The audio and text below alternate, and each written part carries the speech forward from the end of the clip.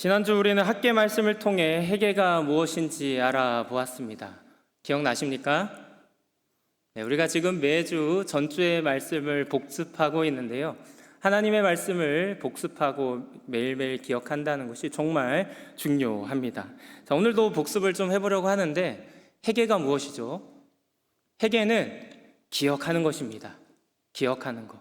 내가 하나님께 무엇을 잘못했는지, 내가 하나님께 어떤 죄를 저질렀는지 나의 과거를 내가 스스로 돌아보는 것, 그것이 바로 회개라고 말씀드렸습니다. 회개는 그냥 말로만 잘못했다, 미안하다 말하는 것이 회개가 아닙니다. 나의 모든 것을 기억하며 주님 앞에 모든 것을 내려놓고 주님께로 돌아가는 과정, 그 과정이 바로 회개라는 것이죠. 자, 우리 교회가 현재 40일 회개 릴레이 기도를 하고 있습니다. 그때 우리가 기도할 때 나의 죄를 회개하며 나아가야 한다라는 것입니다. 기도를 하면서 우리는 나의 죄를 깊이 되돌아보며 회개 기도를 해야 하는 것이죠. 누구의 죄를요? 나의 죄를요. 내 옆에 있는 사람의 죄가 아니라, 타인의 죄가 아니라 바로 나의 죄를 주님 앞에 내려놓고 자복하며 기도해야 된다라는 것입니다. 그러면 이스라엘 백성들이 성전을 재건한 것과 같이 우리 교회도 성전의 재건, 그 회복이 있을 것으로 믿습니다. 아멘. 그런데 우리가 기도할 때 개인 회개 기도로 끝나서는 안 됩니다. 나의 죄를 회개했다면 그 다음 스텝이 있는데, 그것은 바로 우리의 공동체, 특별히 교회를 위해서 기도해야 된다라는 것이죠. 그래서 오늘은 타인을 위해서 기도하는 중보 기도에 대해서 알아보려고 합니다. 중보 기도가 무엇인지, 어떻게 하는 것이 중보 기도인지, 그리고 중보 기도를 하면 나에게 어떤 변화가 일어나는지 그것을 오늘 말씀을 통해서 알아보도록 하겠습니다. 자, 오늘 본문은 느헤미야입니다. 자, 느헤미야라는 인물을 아시나요? 이 느헤미야라는 인물은 남유다가 바벨론에 의해 완전히 멸망했을 때 그때 붙잡혀온 유다인의 후손입니다. 다시 말해서 느헤미야는 타지에서 태어난 유대인, 디아스포라 유대인인 것이죠. 느헤미야는 타지에서 태어났지만 그래도 자신의 고국인 이스라엘, 예루살렘을 항상 마음에 품고 살았던 인물입니다. 하나님의 말씀대로 살고자 했고 하나님의 뜻대로 살고자 했고 한 번도 가보지 않았지만 그 땅 예루살렘을 항상 마음에 품으면서 살았다라는 것입니다. 자, 오늘 말씀 2절을 읽어보시면 그가 얼마나 고국에 대해 관심이 있었는지를 알 수 있는데요. 우리 2절 말씀을 한번 보도록 하겠습니다. 자, 2절 말씀을 보시면 하난이라는 한 인물이 몇 사람과 함께 예루살렘에 다녀왔다라고 이야기합니다. 이제 느헤미야가 그 사람을 만났는데 이제 느헤미야가 그 사람에게 한 가지 질문을 던지고 있습니다. 자, 무슨 질문을 던지고 있습니까? 유다와 예루살렘 사람들의 형편을 물었다라고 이야기하고 있습니다. 예루살렘 현지 상황이 어떤지 물었다라는 것이죠. 그가 예루살렘에 관심이 없었다면 하나님에게 이런 질문을 던지진 않았을 것입니다. 그저 다른 이야기를 했을 가능성이 있죠. 하지만 그는 고국을 향해, 예루살렘을 향한 관심이 있었기 때문에 그곳에서 막 돌아온 하나님에게 지금 그곳의 상태가 어떤지를 물었다라는 것이죠. 자, 그러자 하나님가 예루살렘의 현 상황을 이야기해 주는데 그 말씀이 3절에서 나오고 있습니다. 자, 3절 말씀을 보시면 썩 좋지 않은 소식을 이제 하나님가 해주는 것을 보게 됩니다. 하나님가 무엇이라고 이야기하고 있습니까? 큰 환난을 당하고 능욕을 받으며 예루살렘 성은 허물어지고 성문들은 불탔다 하는지라. 좋지 않은 소식을 듣게 됩니다. 자, 우리가 이 말씀을 좀 더 이해하기 위해서는 우리가 느헤미야 1장이 지금 언제 쓰여졌는지를 알아야 합니다. 자, 이 말씀은 페르시아 왕이었던 고레스가 이스라엘 백성들이 다시 예루살렘으로 돌아가도 된다라는 고레스 칙령을 발표한 지 90년이 지난 상태입니다. 그러니까 1차 기한 때 그들이 돌아가서 예루살렘 성전을 건축한 지 무려 70년이라는 시간이 지났을 때라는 거예요. 자, 이스라엘 백성들이 총 몇 번 기한했다고요? 3번 기한을 했는데 첫 번째 기한, 두 번째 기한이 모두 마쳤을 때입니다. 그럼에도 불구하고 아직도 대적들의 공격이 있어서 이스라엘 백성들이 큰 환난과 능력을 받고 있었다라는 것이죠. 지금까지 느헤미야는 좋은 소식을 들었을 것입니다. 1차 기한을 해서 무너진 예루살렘 성전을 지었다라는 소식, 그리고 2차 학자 에스라가 가서 무너진 신앙을 하나님의 말씀으로 회복했다라는 그 소식을 지금 느헤미야는 듣고 있었단 말이에요. 그러면 어떤 기대가 들겠습니까? 이번에도 좋은 소식이 들리겠지라는 기대를 가지고 있었는데 나쁜 소식을 듣게 된 거예요. 아직도 이 이스라엘 백성들이 대적들로부터 능욕을 당하고 환난을 받고 있다라는 거예요. 그런데 왜 그런가 살펴봤더니 대적으로부터 예루살렘 성을 지켜줄 예루살렘 성벽이 아직도 무너져 있었기 때문이라는 것을 발견하게 됩니다. 자, 이 소식을 들은 느헤미야가 한 가지 반응을 하게 되는데요. 그 반응이 바로 기도입니다. 우리 4절 말씀을 한번 읽어보도록 하겠습니다. 내가 이 말을 듣고 앉아서 울고 수일 동안 슬퍼하며 하늘의 하나님 앞에 금식하며 기도하여. 예루살렘을 누구보다 뜨겁게 사랑한 느헤미야는 예루살렘의 그 상황이 어렵다는 소식을 듣자 너무너무 슬퍼합니다. 그리고 슬피 울었다라고 이야기하고 있죠. 그러면서 그가 현재 상황에서 할 수 있는 최선의 방법을 하게 됩니다. 그것이 무엇이냐? 금식하며 기도했다라는 것이죠. 여기서 우리가 알아야 할 기도에 한 가지 포인트가 있습니다. 그것이 무엇이냐? 기도라는 것은 특별히 중보 기도를 하기 위해서는 그 상대방을 향한 관심에서 시작한다라는 것입니다. 느헤미야는 지금 페르시아에서 소위 성공한 인생을 살고 있습니다. 1절 말씀을 보시면 느헤미야가 수산궁에 살고 있었다라고 이야기하고 있습니다. 수산이라는 곳은 페르시아의 수도였어요. 그것도 왕이 살고 있는 궁에 느헤미야가 살고 있었다라고 말해주고 있습니다. 꽤나 높은 관직에 있었다라는 것이죠. 그리고 오늘 말씀 11절 말씀을 보시면 느헤미야가 나중에 무엇이 되냐? 왕의 술간원이 되었다라고 이야기합니다. 술간원은 그 당시에 왕이 제일 신뢰할 만한 사람에게 주는 위치가, 그 직위가 바로 술간원이란 말이에요. 왕의 술을 담당하는, 관리하는 바로 술간원인 거예요. 오늘날로 치면 대통령의 비서실장이라고 말할 수 있을 것 같아요. 그런 위치에 느헤미야가 있었다라는 것입니다. 그렇게 소위 성공한 인생을 살고 있었어요. 그런데 그는 이 예루살렘을 향한 관심이 있었다라는 것입니다. 한 번도 가보지 않은, 그가 이 예루살렘에 관심을 가지지 않아도 뭐라 할 사람은 아무도 없습니다. 편안한 삶 속에서 예루살렘의 상황을 신경 쓰지 않아도 돼요. 그냥 수산궁에서 맛있는 것을 먹으며 내 자녀들을 기르며 그냥 편하게 살아가도 됩니다. 그런데 그의 마음에는 고국 예루살렘을 향한 마음이 있었다는 거예요. 그곳에 살고 있는 이스라엘 백성들을 향한 마음이 있었다라는 것입니다. 그 관심에서 시작되어서 그가 이들을 위해 기도를 했다라는 것이죠. 관심을 가지지 않는, 처음부터 우리가 무언가를 잘 아는 사람은 없습니다. 하지만 관심이 있다면 우리는 뭔가를 알고자 할 것이고, 관심을 통해서 알면서 우리가 점점 알아가게 될 거예요. 느헤미야도 처음에는 예루살렘의 상황을 알지 못했습니다.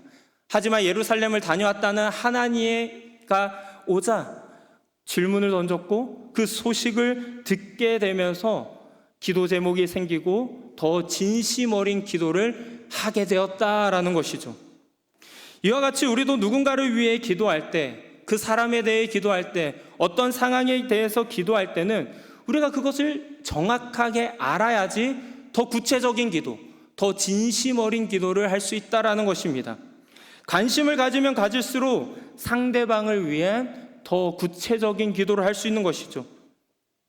우리 교회에는 목장이라는 소그룹 모임이 있습니다. 우리가 목장 모임을 할 때 어떻게 합니까? 한 주 들은 말씀을 가지고 말씀을 나누기도 하지만 한 주 동안 내가 어떻게 살아왔는지, 나에게 지금 어떠한 상황이 있는지, 어떤 근황이 있는지 그것을 이야기하면서 서로 기도 제목을 나누고 있습니다. 그 시간이 있어야 우리가 그 목장 식구들을 위해서 더욱더 구체적으로 기도를 할 수 있는 것이죠. 우리가 교회를 위해서 기도할 때도 마찬가지입니다. 내가 소속된 교회가 지금 어떤 상황에 있는지, 어떤 기도 제목이 있는지, 어떤 기도를 해야 되는지 우리가 관심을 가져야 된다라는 거예요. 우리 교회이지 않습니까? 우리가 한마음 한뜻이 되어서 함께 나아가는 교회, 우리가 그냥 한 발만 그냥 담고 있는 교회가 아니잖아요. 우리가 더 관심을 가지고 우리가 기도해야 된다라는 것입니다. 내가 속한 공동체, 내 주변의 이웃을 향한 더욱 관심을 가져서 우리가 구체적인 기도, 그리고 더 진심 어린 기도를 하는 우리 모두가 되시길 주님의 이름으로 축복합니다. 자, 그렇다면 다음으로 느헤미야의 기도를 통해 우리가 주목해 보아야 할 두 번째는 무엇이냐? 느헤미야가 이스라엘을 위해 기도할 때 중보적 회개를 했다라는 것입니다. 자, 이게 무슨 말이냐? 쉽게 말해서 느헤미야가 이 이스라엘의 공동체의 죄를 나의 죄로 삼고 기도했다라는 것이죠. 자, 오늘 말씀 6절과 7절을 읽어보도록 하겠습니다. 이제 종이 주의 종들인 이스라엘 자손을 위하여 주야로 기도하오며 우리 이스라엘 자손이 주께 범죄한 죄들을 자복하오니 주는 귀를 기울이시며 눈을 여시사 종의 기도를 들으시옵소서. 나와 내 아버지의 집이 범죄하여 주를 향하여 크게 악을 행하여 주께서 주의 종 모세에게 명령하신 계명과 율례와 규례를 지키지 아니하였나이다. 아멘. 지금 6절과 7절 말씀의 내용은 이스라엘 백성들이 하나님께 지은 죄를 이야기하고 있는 것입니다. 하나님의 계명과 율례와 규례를 지키지 않았다라는 거예요. 지금 이스라엘 백성들의 성벽이 왜 다 무너져 있습니까? 왜 이러한 상태에 있냐고요? 북이스라엘이 왜 아수르에게 멸망했고 남유다가 왜 바벨론에게 멸망당했냐고요? 이스라엘 백성들이, 그 조상들이 하나님의 말씀을 따라 살아가지 아니하고 하나님의 말씀에 순종하지 아니하고 그들이 원하는 대로 살았기 때문에 이러한 결과를 받았다라는 거예요. 느헤미야는 그것을 알고 기도하고 있는데, 그런데 6절 말씀을 보시면 느헤미야가 색깔 글씨에 무엇이라고 기도하고 있습니까? 주께 범죄한 죄들을 자복하오니. 이 말은 지금 느헤미야가 그 조상들이 그 지은 죄를 나의 죄로 삼고 회개하고 있다라는 것입니다. 사실 느헤미야가 죄를 짓지 않았잖아요. 6절과 7절 말씀은 이스라엘 백성들, 그 조상들이 지은 죄란 말이에요. 느헤미야가 태어나기도 전에 지은 죄들이란 말이에요. 그럼에도 불구하고 느헤미야는 그 죄를 나의 죄로 삼고 지금 하나님께 회개하며 자복하고 있다라는 것입니다.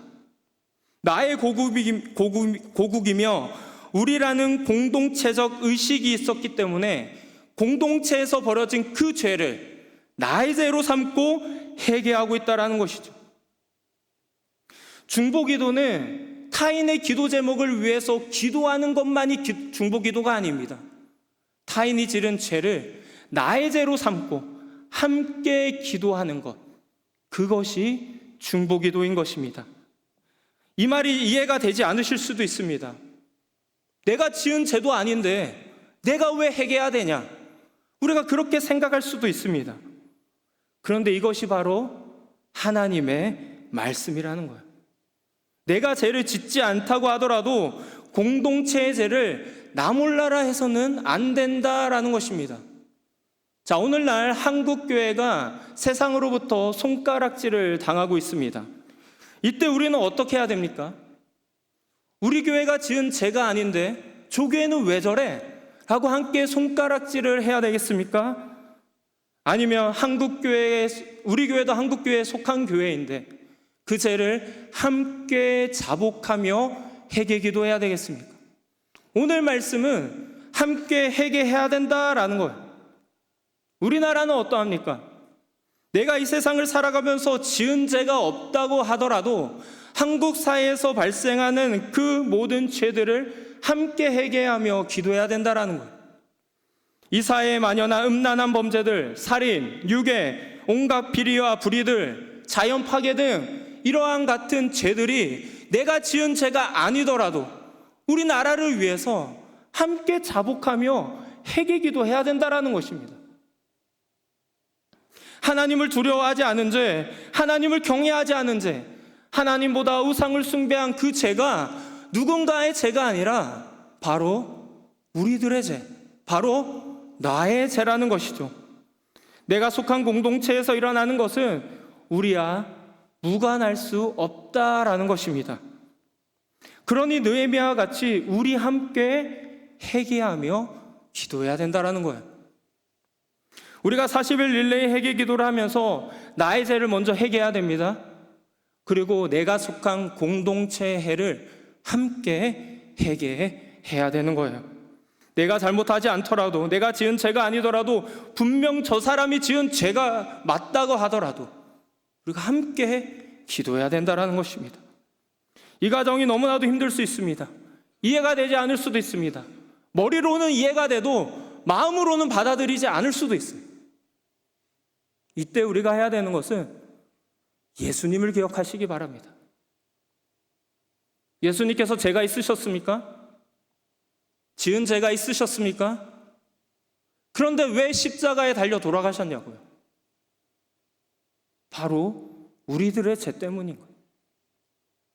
우리들의 죄를 위해서 십자가에 달려 돌아가셨고 피를 흘리신 거잖아요. 성경은 계속 그것을 이야기하고 있습니다. 중보적 회개, 대속적 회개가 있어야 한다라는 것입니다. 그래야만 공동체가 회복될 수 있다라는 것이죠. 이렇게 중보적 회개를 하며 기도할 때 우리는 우리에게 주어진 하나님의 그 소명을, 사명을 발견하게 됩니다. 이것이 오늘 말씀에서 주목해야 할 마지막 포인트인데요. 느헤미야는 공동체의 죄를 회개한 후에 8절부터 10절까지 하나님께 간구합니다. 하나님의 긍휼하심을 구하죠. 하나님께서 이스라엘 백성들에게 약속하신 그 말씀을 기억해달라고 호소하고 있습니다. 하나님께로 돌이키면 다시 모으시고 회복시켜 주시겠다고 말씀하신 그 말씀을 주여 기억하여 주시옵소서, 우리 공동체에게 그 말씀이 임하게 하여 주시옵소서라고 기도하는데, 그러면서 마지막에 11절에 그가 간구하는 기도가 있습니다. 우리 11절 말씀 함께 읽어보도록 하겠습니다. 주여 구하오니 귀를 기울이사 종의 기도와 주의 이름을 경외하기를 기뻐하는 종들의 기도를 들으시고 오늘 종이 형통하여 이 사람들 앞에서 은혜를 입게 하옵소서 하였나니 그때 내가 왕의 술 간원이 되었느니라. 아멘. 11절에서 느헤미야가 무엇을 간구하며 기도하고 있습니까? 아까 노란색 글씨에 종이 형통하여 이 사람들 앞에서 은혜를 입게 하옵소서. 자, 이 사람들 앞에서 갑자기 무슨 은혜를 입게 달라고 기도하는 것일까요? 이해가 되지 않을 수도 있는데 이 기도는 느헤미야가 하나님께 자신을 회복의 도구로 사용해 달라고 기도하고 있는 것입니다.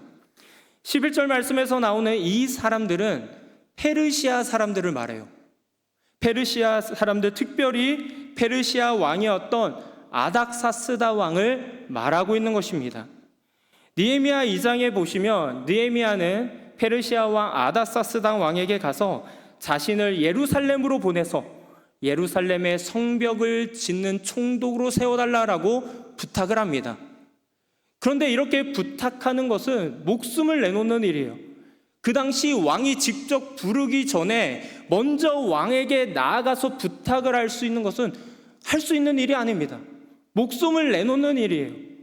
에스더도 왕비였음에도 불구하고 왕에게 직접 나가서 말하는 것이 불가능하다고 이야기했었죠. 그 당시는 그러한 문화가 있었습니다. 그러니 지금 느헤미야가 하나님께 제가 왕에게 나아가서 그렇게 말할 터인데 주여 나에게 은혜를 베풀어 주시옵소서, 왕이 그것을 허락할 수 있도록 은혜를 베풀어 주시길 기도하고 있는 거예요. 왜요? 예루살렘을 위해 회개하며 기도하던 중 하나님께서 자신에게 주어진 사명을 발견했기 때문입니다. 그 사명이 무엇이냐? 예루살렘으로 돌아가 무너진 성벽을 재건해서 이스라엘을 회복시키는 것. 그것이 바로 하나님께서 주신 사명이었던 것이죠. 느헤미야가 예루살렘으로 돌아간다는 것은 자신이 잃은 모든 업적을 버려두고 간다라는 거예요. 아까 그가 어디에 살고 있었다고요? 수상궁에 살고 있었다고요. 수상궁에 있는 자신의 집을 버려두고 간다라는 것입니다. 지금 어떤 위치에 있었다고요? 술간원의 자리, 11절에 이제 술간원의 자리가 됐다라고 하는데 그 자리를 버리고 가는 거란 말이에요. 하나님께서 주신 사명을 이루기 위해 느헤미야는 결국 아닥사스다 왕에게 나아갔고 하나님의 은혜로 왕의 허락을 받아 예루살렘 3차 기한의 리더가 되는 것입니다. 그리고 예루살렘으로 돌아 성벽을 무려 50일 만에 재건하게 돼요. 하나님의 사명을 받았기 때문입니다. 그가 어떻게 이렇게 할 수 있었나요? 예루살렘을 향해 관심을 가졌고 예루살렘에 있는 그 죄를 함께 회개하며 기도했었기 때문입니다. 우리가 누군가를 위해 무언가를 위해 관심을 가지고 진심 어린 기도를 하다 보면 우리 마음속에 어떤 것을 하고자 하는 마음이 생겨요. 그것은 내가 하고자 하는 마음이 아닙니다. 바로 하나님께서 주시는 마음이에요. 하나님께서 주신, 우리에게 주신 사명입니다. 하나님께서는 우리를 이 땅에 보내셨습니다. 이 땅에서 빛과 소금의 역할을 하라고, 그리스도의 편지의 역할을 하라고, 그리스도의 향기의 역할을 하라고 우리를 이 땅에 보내셨단 말이에요. 하나님께서 우리가 속한 그곳에서 선한 영향력을 끼치며 살아가라고 우리를 이 땅에 보내셨습니다. 그런데 우리는 어떻게 살아가고 있습니까? 집에서, 교회에서, 직장에서, 우리가 속한 그곳에서 우리는 하나님께서 주신 사명을 발견하고 빛과 소금의 역할을, 그리스도의 향기의 역할을, 그리스도의 편지의 역할을 감당해야 되는 것입니다. 우리가 그것에 관심을 가질 때, 그곳의 죄를 함께 회개하며 나아갈 때 우리가 속한 그곳을 우리가 회복하며 나아갈 수 있는 것입니다.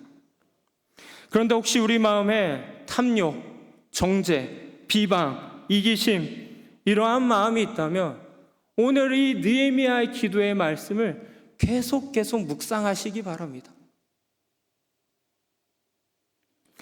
하나님께서 오늘 말씀을 통해 내 죄가 아니더라도 공동체 죄를 함께 회개하며 기도하라고 하십니다. 하나님의 교회를 위해서, 하나님의 나라를 위해서. 저는 우리 프랑기 교회 모두가 느헤미야와 같은 기도를 하는 공동체가 되길 소망합니다. 특별히 교회를 위해 관심을 갖고 교회의 죄를 함께 기도하며 나아가는 공동체가 되길 소망합니다. 그래서 느헤미야와 같이 무려 50일 만에 성벽을 재건하는 그 역사가, 하나님의 역사가 이 교회 가운데 일어나길 소망합니다. 우리 프랑기 교회의 이 역사가 일어나길 주님의 이름으로 축복합니다.